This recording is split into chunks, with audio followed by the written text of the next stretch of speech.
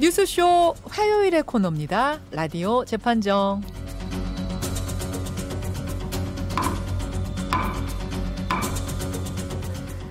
예, 라디오 재판정. 오늘도 두 분의 변호인 나오셨어요. 백성문 변호사 어서 오십시오. 네, 안녕하세요. 백성문입니다. 조으론 변호사 어서 오십시오. 네, 안녕하세요. 조으론입니다. 오늘은 제가 두 분하고 눈을 이렇게 딱딱 맞추면서 인사를 네. 했어요. 여러분도, 우리 청취자 여러분도 오늘은 조금 더 라디오를 가까이 대시고 휴대폰을 가까이 대시고 재판정을 함께 해주시기를 부탁드립니다. 왜냐? 오늘이 라디오 재판정 마지막 회입니다. 뭐 방망이 쳐야 될 것 같아요. 찬성 반대해야 되는 거 아닙니까? 백 변호사님, 네. 라디오 재판정이 얼마나 오래된 코너인지 아세요? 제가 한 건 한 3년 좀 넘었는데 네. 원래 시작은 한 2015년 정도부터 시작했던 걸로 알고 있어요. 5년 됐어요. 5년이 넘었어요. 네. 만 5년이 넘은 정말 장수. 라디오 김현정의 뉴스쇼의 장수 코너인데 시작은 이제 금태섭 변호사가 남성 네. 패널로는 처음. 알아요. 네. 금태섭 변호사가 총선 출마를 하시면서 그 뒤를 손수호 변호사가 이어주셨고 손수호 변호사가 손탐정으로 탐정 코너에 차출되면서 백성문 변호사님을 스카우트한 거예요. 그러니까요. 예. 백 올겨울에 와서 변호사님만으로도 한 3년이 넘었어요. 그러니까 3년이 넘었어요. 그래서 화요일 날 아침에 눈 뜨면 목동으로 자꾸 와야 될 것 같은데 그게 좀 걱정이네요. 그러실 것 같아요. 자, 소감부터 한 말씀.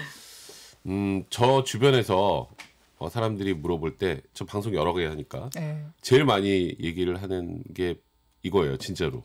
라디오 그러니까 재판정. 심지어 그 재심으로 유명한 박준영 변호사님도 예. 저 만나자마자 저 라디오 재판정의 백 변호사님 팬이에요. 그럴 정도로 저한테 거의 약간 집 같은 곳이어서 맞아요. 사실 이제 다음 주부터 뭐 당분간 안 하든 어떻게 되든 간에 화요일 날 아침에 굉장히 어색할 것 같다. 청취자 여러분들도 어색하지 않을까 생각드네요. 저도 백 변호사님 오셔야 되는데 왜 안 오시나 이럴 것처럼 이럴 정도로 참 정이 많이 든 코너고 백 변호사님인데 이렇게 보내드려야 하니까 저도 마음이 아쉽고 반면에 이제 여성 변호사는 노영희 변호사께서 오래 자리를 지키시다가 다른 프로그램의 MC로 가면서 하차를 하시고 조수진 변호사가 바통을 이었다가 또 민변의 사무총장으로 그렇죠. 자리를 하면서 조으론 변호사가 스카웃이 된 건데 아니 백변님은 그래도 뭐 시원섭섭이라고 할 수 있겠지만 조으론 변호사님은 그냥 섭섭 아니세요? 이게 백 변호사님 말씀하신 것처럼 정말 많은 분들이 이 코너를 좋아하시더라고요. 저도 이거 맨 처음에 섭외가 됐을 때 내가 나가도 되는 프로그램인가 하면서 정말 중압감을 가지고 임하고 아직도 중압감을 느끼고 이제 조금 좀 그 부담이 좀 덜 되면서 적응이 되려 그러는데 이렇게 해서 저는 섭섭하네요. 정말 성실하게 그러니까요. 정말 성실하게 준비해 오셨던 실력 있는 변호사신데 우리가 이거를 작별이라고 하지 말고요. 여러분 왜 라디오 재판정이 일단 사라지느냐 하면 한 5년 하니까 재판의 내용이 이제 겹치기 시작했어요. 할 게 없죠. 재판의 내용이 우리가 이 세상의 모든 사건들의 분류를 다 다룬 것 같아요. 당분간은 좀 쉬었다가 또 사건의 새로운 유형들이 많이 쌓이면 다시 만날 수도 있다. 네, 이런 느낌으로 당분간 안녕. 당분간 안녕. 자, 오늘 그래서 일단 당분간 안녕 마지막 시간으로 그동안 재판정에서 다룬 아이템들, 재판들, 사건들 중에 기억에 남는 3대 사건을 우리가 꼽아봤습니다. 예. 제가 하나 고르고 두 분이 각각 하나씩 좀 골라주실 텐데요. 우선 이색적이었던 주제로 제가 기억에 남는 건 제천 누드 펜션 사건이에요. 이때 난리도 아니었습니다. 난리도 아니었어요. 이때 노 변호사님하고 같이 하셨어요. 네, 둘이 했죠. 치열했어요. 네, 치열했어요. 제가 공연 음란 때 된다 쪽으로 했었는데 그때 당시 이게 2017년 8월이니까 진짜 딱 3년 됐네요. 예. 논란이 됐던 이 제천의 산골 마을에 누드 펜션이 들어선 건데요. 그러니까 펜션인데 거기서 사람들이 누드로 자연주의, 나체주의를 표방하는 분들 그런 거 표방하는 분들이 있더라고요. 저도 맞아요. 없을 줄 알았는데. 근데 이제 문제는 산골은 산골인데 주민들 거주지하고 100m 한 200m 정도 떨어져 있고 좀 높은 데 올라가서 보여요. 거기가. 보여요. 뭐 그럼 어떤 분은 안 보면 되지 않느냐 근데 보이는데 어떡해요. 그분들이 또 나체 상태로 막 마당도 돌아다니시고 그러니까요. 이러죠. 그래서 이 당시에 이 농촌 정서를 외면하는 이 누드 펜션 물러나라 뭐 이러면서 플랜카드도 걸리고 현수막도 걸리고 그러니까 이제 또 주민들이 신고하잖아요. 맞아요. 경찰에도 신고하고 저거 좀 없애주세요. 네. 근데 이게 펜션이 개인 소유라 공권력이 개입할 수도 없었고요. 그래서 이게 온라인에 화제가 되면서 저희 재판정에서 한번 다뤘었죠. 그때 백 변호사님 어느 쪽 맡으셨었죠? 저는 그냥 어쩌다 보니까 금지해야 쪽을. 아, 그때 당시에 그냥 나눴어요. 금지해야 된다. 안 네. 된다 쪽 맡으셨던 거고 그때 이제 우리 노 변호사님이 허용해야 된다 쪽 맡으셨는데 그 조 변호사님 허용해야 된다는 쪽의 법적인 논리는 뭐였어요? 일단은 이게 공연성이 있어야 우리가 어떻게 형사처벌을 할 수 있는 뭐 공연 음란죄라든지 이런 게 되는데 공연이라고 말하면 잘 못 알아들으실 공공연하게 이루어져야. 근데 이건 일단 말씀하신 것처럼 사유지잖아요. 사유지죠. 그렇기 때문에 사유지에서 자기들끼리 뭐 자기들의 자유의지하에 벌어지는 것은 뭐 단속할 수 없다. 공연성이 없기 때문에 공연 음란죄 아니다. 이런 쟁점이 하나가 있었고요. 또 하나는 이게 이제 풍속 영업에 관련 법이라든지 아니면은 뭐 그 공중위생법 이 위반이 되려면 이게 숙박업소 그러니까 영업을 해야 되는데 과연 동호회 사람들이 모여가지고 이렇게 하는 것에 대해서 이걸 영업이라고 할 수 있느냐. 그렇기 때문에 현행법으로는 뭐 딱히 단속할 근거가 없다. 해외 얘기도 그때 했었어요. 그렇죠. 해외에 누드비치 같은 것도 있는데 왜 안 되느냐 이런 얘기도 있었어요. 맞습니다. 이제 해외에는 뭐 유럽 특히 가보면 뭐 누드비치가 있고 실제로 많은 분들이 거기에 있잖아요. 그리고 우리나라 사람들도 뭐 호기심이 있으신 분들은 가는 걸로 알고 있는데 뭐 그런 것도 있는데 왜 우리나라에서는 뭐 해외 같이 뭐 바닷가에서 하는 것도 아니고 딱 사유지 안에서 그 안에서만 하는데 이게 무슨 문제가 되느냐 이런 논란도 있었죠. 그런 얘기가 있었고 반면에 표 변호사님. 근데 아까 제가 그랬죠. 보여요. 그냥 자기들끼리 하는 건 좋은데 보여요. 네. 보이고 그냥 나체로 돌아다니는 거 언뜻 보면 성적 수치심을 주는 게 아니다라고 주장할 수 있지만 보인다면 공연성이 충족될 수도 있는 거거든요. 그 동네에 애들도 있는데 그럼 애들 그러니까요. 교육상 어떡합니까? 막 이런 얘기들을 주민들이 그리고 하셨었거든요. 뭐 해외에서 누드비치가 있다. 그건 그 나라 얘기고 우리나라에는 공연음란죄라는 것도 있고 그리고 충분히 공연성이 인정될 수 있다라는 그 당시에 제가 그런 주장을 했었는데 제가 지금 와서 고백을 하면 제가 그때 당시에는 제 마음과 다른 얘기를 한 거죠. 그러셨어요? 네, 아니 많이 그랬어요. 근데 조 변호사님 얘기가 사실 맞죠, 법적으로 보면. 근데 여러분 그 당시 우리 뉴스쇼 청취자들의 판결은 어떻게 나왔냐면 59대 41로 59%의 청취자가 이거는 금지시켜야 된다. 누드 펜션은 불법이다. 이쪽 손을 들어주셨거든요. 그렇죠. 그런데 재판이 시작되자 재판 결과는 어떻게 나왔죠? 조 변호사님? 무죄였죠. 무죄로 나왔죠. 네. 그러니까 뭐 공연 음란죄 같은 거는 아예 적용이 안 됐어요. 공연성이 없다고 이제 수사기관이나 검찰에서 본 것 같고요. 그리고 실제로 적용된 혐의가 공중위생관리법 그리고 풍속영업규제법 위반인데 이거 두 가지 법이 다 아까 말씀드린 영업이 돼야 돼요. 그런데 법원에서는 영업이 아니라고 본 거죠. 그렇기 때문에 여러분. 무죄가 났습니다. 그 펜션 지금도 운영한대요? 아니요. 안 한대요? 네, 지금 뭐 사실 그때 너무 비난이 심했고요. 그래서 운영 중단하고 얼마 안 가서 이제 펜션을 매각했다고 합니다. 그래요. 하여튼 저는 그 펜션 사건이 제천 누드 펜션 사건이 굉장히 기억에 남는데 백 변호사님은 한 3년 하시면서 어떤 아이템 기억나세요? 전 제일 많이 한 거요. 뭐요? 이번에도 할 뻔했어요. 이번에도 하자고 하셨는데 우리 너무 많이 했다. 뭐지? 스티브 요 사건입니다. 유승준 씨. 네, 유승준 씨. 입국 허용해야 되냐? 안 해야 되냐? 우리가 벌써 한 3번이나 다뤘더라고요. 많이 했어요. 근데 이번에 또 대법원 판결 나왔는데 또 이번에 입국 거절돼서 맞아요. 이번에 또 이제 입국을 허용해야 되냐 말아야 되냐 또 하자고 하셔가지고 제가 이제 그만합시다 했던 사건입니다. 그때 어느 쪽 편을 맡으셨었죠? 저는 기억도 안 나요. 여기저기 양쪽을 다 해가지고. 근데 사실 유승준 씨 저는 진짜 기억 많이 나거든요. 제가 제일 많이 놀 때. 저 어린 시절에 가장 제일 많이 놀 때 가장 유명했던 가수가 유승준 씨였어요. 사랑의 누나 뭐 이런 거. 네, 뭐 가위 이런 거 난리도 아니었죠. 맞아, 그리고 또 유승준 씨가 노래가 좋은 것도 좋은 거지만 진짜 느낌이 건실한 청년.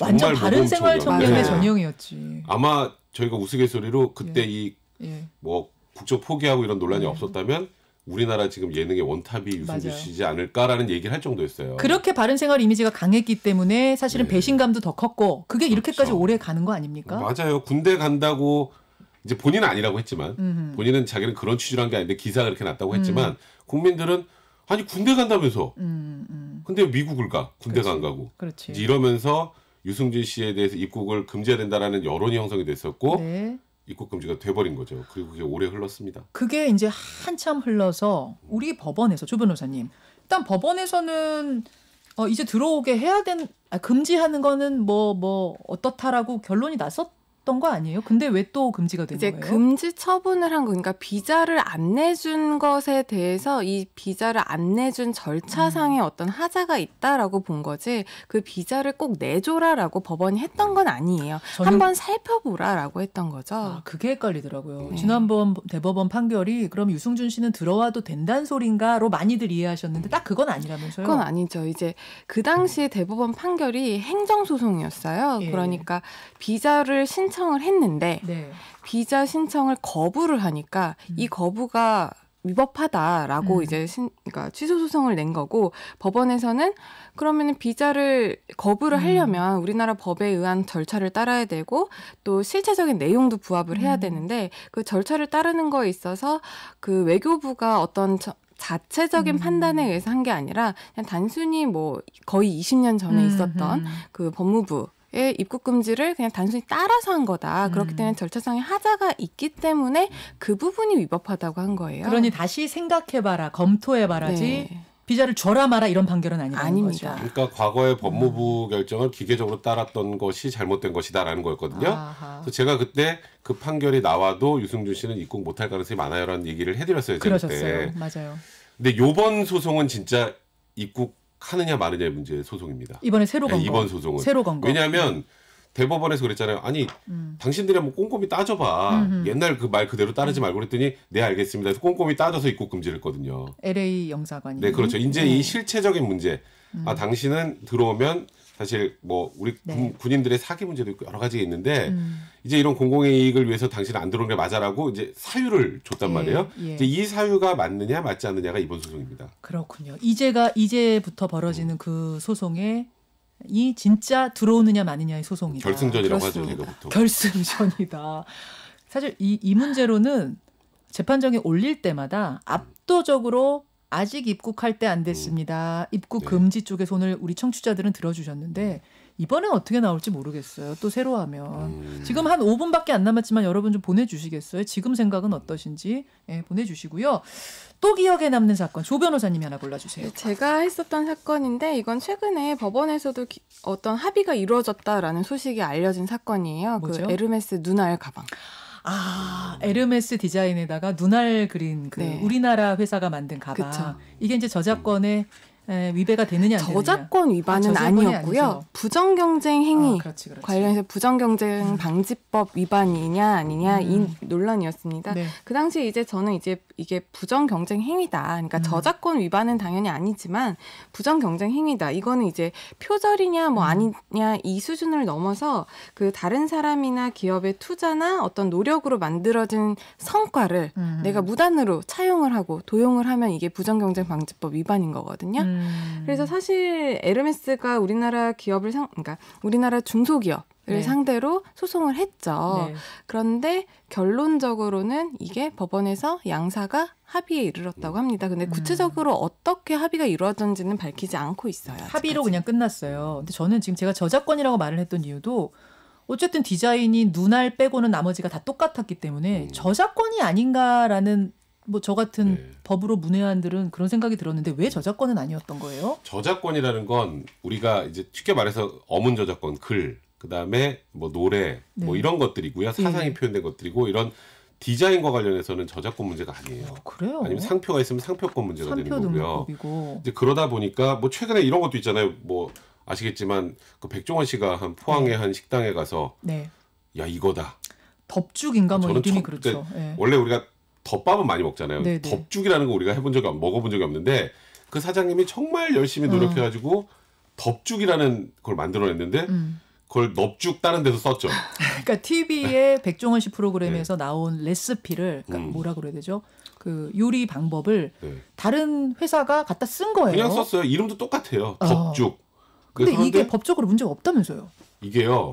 이제 그러다 보니까 이 포항의 그 원래 덮죽을 처음 만든 사장님이 하소연을 하면서 논란이 됐고 결국 그 업체가 안 하겠다고 했죠. 근데 그거는 법적으로 안 하겠다고 한 게 아니고 이건 해봐야 여론상 우리 회사에 도움이 안 될 거다라고 판단해서 안 한 건데 왜냐하면 이 덮죽 레시피. 네. 이것도 딱 아마 청취자분들 그거는 이 사람 먼저 만들었으면 당연히 저작권의 대상이 아닙니다. 아니라는. 아니 우리가 제육덮밥도 못 먹어요. 아유, 참. 이렇게 재밌는데 이거 코너 문 닫아야 되나? 야, 두 분과 여기서 인사드리고요. 끝나고 나서 사진 좀 다 같이 찍고 이러고 가죠. 두 분 그동안 정말 고생 많으셨습니다. 백 변호사님, 조 변호사님. 고맙습니다. 네, 감사합니다. 감사합니다. 김현정의 뉴스쇼는 청취자 여러분의 참여로 이루어집니다. 트위터, 페이스북, 레인보우 게시판, 그리고 단문 50원, 장문 100원의 유료 문자 샵 1212, 우물정 1212 통해 참여하실 수 있습니다. 김현정의 뉴스쇼, 여러분과 함께 만듭니다.